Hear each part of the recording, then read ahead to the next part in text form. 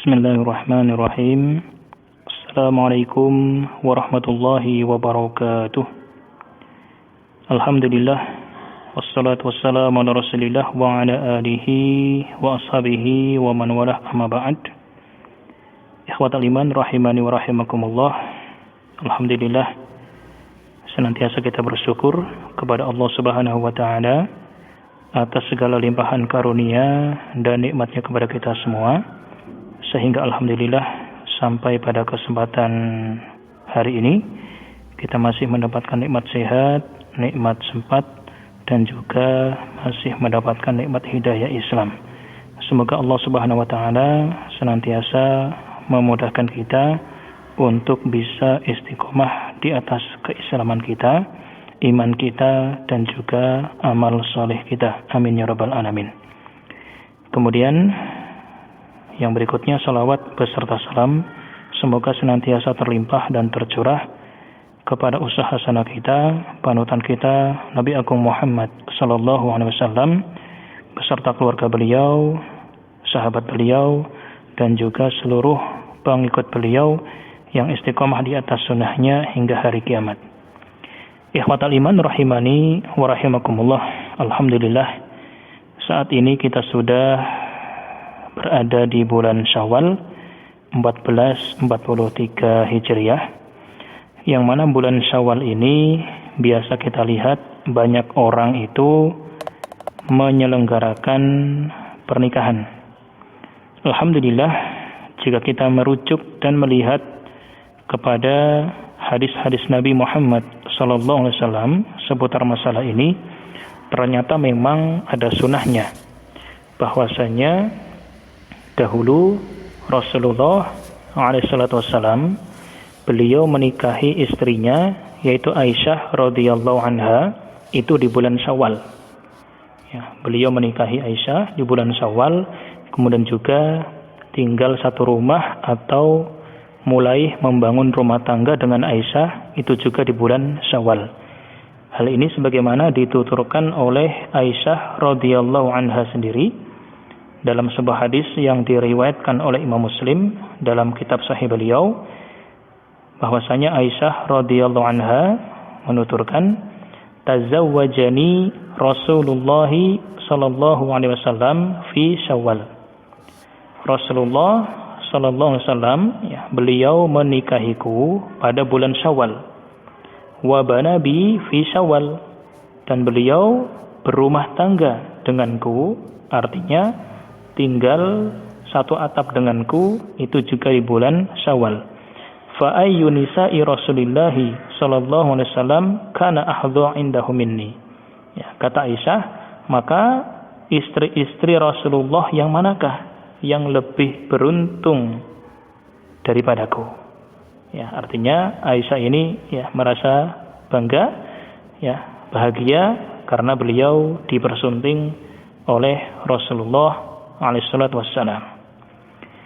Nah, kemudian berdasarkan hadis yang mulia ini, para ulama semisal Imam Nawawi dalam syarah Sahih Muslim, ya, beliau mengatakan bahwasanya berdasarkan hadis ini terdapat anjuran menikahkan. Ya, menikahkan. Ya, menikahkan di sini berarti ditujukan kepada para wali, ya, yang punya anak gadis misalnya, ya, itu supaya menikahkan, atau juga anjuran menikah, ya, bagi orang-orang yang sudah tiba saatnya, dan juga anjuran membangun rumah tangga di bulan Syawal. Nah, dalam hadis tadi disebutkan bahwasanya Aisyah radhiyallahu anha itu dinikahi oleh Nabi sallallahu alaihi wasallam itu di bulan Syawal. Para ulama ahli sejarah, ya, menyebutkan bahwasanya Aisyah ketika dinikahi oleh Rasulullah alaihissalatu wassalam itu berusia 6 tahun. Ya, berdasarkan hadis riwayat Imam Bukhari Muslim yang ini dijelaskan secara detail oleh Syekh Muhammad Shalih Al-Munajjid dalam website beliau, ya. Dalam website islamco.com gitu ya. Nah, kemudian juga setelah dinikahi, Rasulullah tidak langsung tinggal satu atap dengan Aisyah, Akan tetapi beliau baru tinggal satu atap dengan Aisyah radhiyallahu anha itu ketika umur Aisyah menginjak usia 9 tahun. Ya. Dan kedua-duanya ketika pernikahan itu dan juga ketika membangun rumah tangga atau menetap dalam satu atap itu sama-sama terjadi di bulan Syawal. Nah, sehingga Imam Nawawi menyimpulkan dari hadis ini bahwasanya ada anjuran untuk menikahkan atau untuk menikah atau untuk membangun rumah tangga di bulan Syawal. Ya, karena untuk meneladani Nabi Muhammad sallallahu alaihi wasallam. Kemudian ada juga yang menarik di sini, Imam Nawawi menjelaskan bahwasanya ternyata ada maksud yang ingin disampaikan oleh Nabi, mengapa beliau memilih bulan Syawal sebagai momen pernikahan beliau dengan Aisyah radhiyallahu anha dan juga sebagai momen untuk menetap dalam satu atap dengan istrinya ini. Ya. Maka kata Imam Nawawi, hal itu dilakukan dalam rangka untuk membantah keyakinan orang-orang Arab jahiliyah terhadap bulan Syawal yang mereka yakini sebagai bulan sial. Ya, jadi mereka orang-orang Arab jahiliyah dahulu punya keyakinan bahwasanya bulan Syawal itu adalah bulan sial. Kalau mengadakan hajatan, mengadakan pesta pernikahan, membangun rumah tangga di bulan Syawal itu akan rawan terkena musibah, terkena kesialan.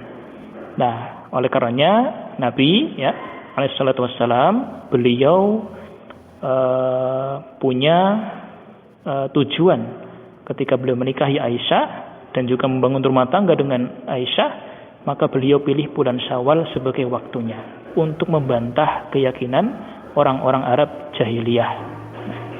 Dan ternyata terbukti benar bahwasanya apa yang diyakini oleh orang-orang Arab jahiliyah itu hanya tahayul semata.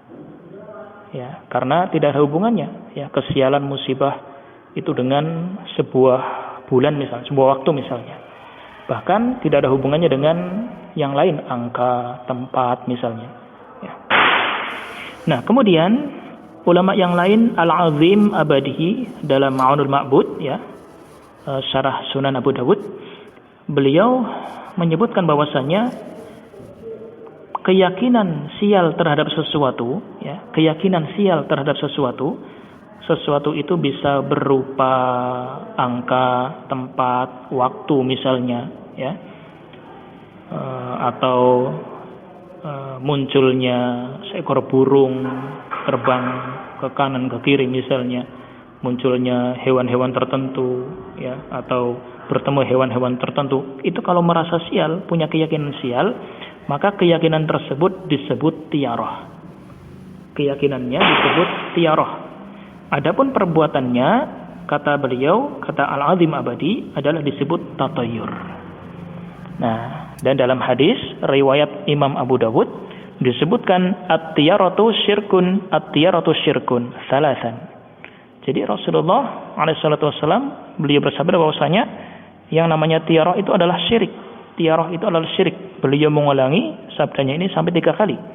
Wa ma minna illa walakin Allah yudhibuhu bitawakkul. Dan tidaklah ada seseorang pun di antara kami melainkan terkena penyakit itu. Hanya saja Allah Subhanahu wa taala menghilangkannya dengan tawakal. Ya. Berdasarkan hadis ini, obat daripada keyakinan sial itu adalah tawakal. Ya, menyandarkan diri sepenuhnya kepada Allah Subhanahu wa taala. Ya, keburukan, kebaikan itu semuanya terjadi atas izin Allah Subhanahu wa taala. Ya, bukan karena sebab angka tertentu, munculnya hewan tertentu, bulan tertentu dan lain sebagainya. Nah, jadi ini ikhwatal iman rahimani wa rahimakumullah, tujuan daripada Rasulullah alaihissalam beliau menikahi Aisyah di bulan Syawal. Nah, kemudian dari sini juga bisa ditarik kesimpulan bahwasanya ketika ada suatu kaum atau sekelompok orang di daerah tertentu yang punya keyakinan sial terhadap sesuatu, kebetulan kalau di sebagian masyarakat Jawa itu ada yang meyakini bulan Suro sebagai bulan sial, sehingga mereka menghindari bulan tersebut untuk mengadakan hajatan, pernikahan, khitanan atau yang semisalnya. Ya, karena khawatir kalau mereka melakukannya itu nanti di kemudian hari akan tertimpa musibah atau nasib sial. Maka jika ada seseorang di daerah tersebut yang mengadakan hajatan pernikahan misalnya, ya, contoh kasus di masyarakat Jawa yang punya keyakinan tersebut, ya, bulan Syuro sebagai bulan sial, kemudian ada orang yang sengaja mengadakan pernikahannya itu di bulan Syuro dengan tujuan membantah keyakinan sial tersebut, maka insya Allah dia juga mendapat bagian pahala dari mengikuti sunnah Rasulullah, yaitu Rasulullah menikahi Aisyah di bulan Syawal dengan tujuan untuk membantah keyakinan orang-orang Arab jahiliyah di masa itu. Ya, walaupun bulannya berbeda, tapi tujuannya sama. Insya Allah orang yang menikah di bulan Syuro untuk membantah keyakinan sebagian masyarakat akan kesialan bulan tersebut, ya, itu juga mendapatkan pahala dari mengikuti sunnah Rasulullah alaihi salatu wassalam. Ikhwatal iman rahimani wa rahimakumullah, ini yang bisa disampaikan pada kesempatan yang terbatas ini. Semoga bermanfaat. Semoga Allah Subhanahu wa taala senantiasa membimbing kita dengan taufik dan hidayahnya. Allahu ta'ala a'lam. Akhirul kalam. Assalamualaikum warahmatullahi wabarakatuh. Bismillahirrahmanirrahim. Assalamualaikum warahmatullahi wabarakatuh. Alhamdulillah. Wassalatu wassalamu ala rasulillah wa ala alihi wa ashabihi wa man walah, amma ba'd. Ikhwatal iman rahimani wa rahimakumullah. Alhamdulillah, senantiasa kita bersyukur kepada Allah Subhanahu wa taala atas segala limpahan karunia.